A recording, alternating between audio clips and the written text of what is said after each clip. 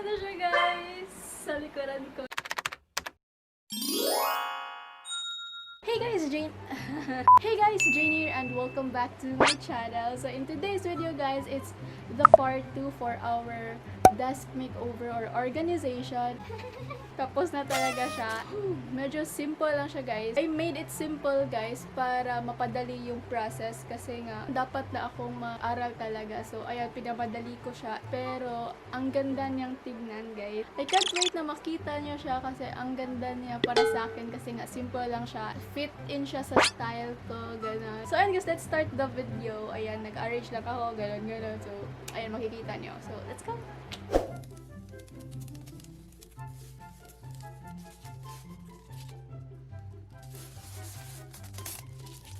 Ayan ako, medyo makalat po tayo.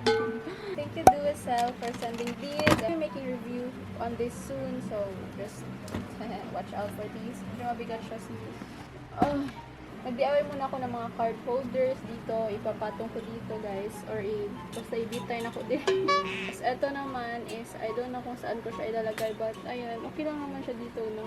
Ito yung ginamit ko sa Singapore nung pumunta ako doon. At dito ko nilagay yung mga cards ko. Sentimental value talaga sa akin. So ayan, dito lang siya.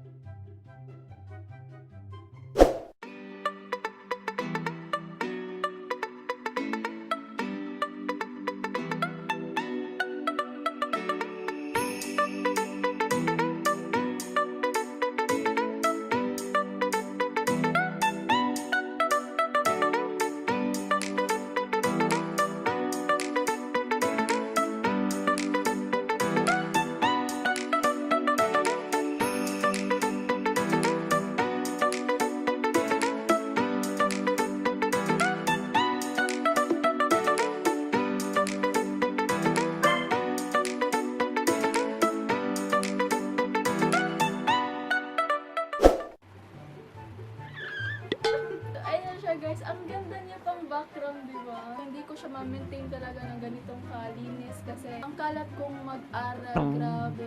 Natapos na rin natin yung desk makeover and organization. And what you guys think, di ba? Ang cute lang niya and wala, maganahan ka talagang mag-aral dito. Siguro. Thank you guys so much for watching and don't forget to comment down below kung anong mga gusto niyo video na gagawin ko. So thank you guys so much for watching and don't forget to give this video a thumbs up and subscribe down below if you haven't already and click the bell button beside the subscribe button to get notified whenever I post a new video. So see you guys on my next video. Bye!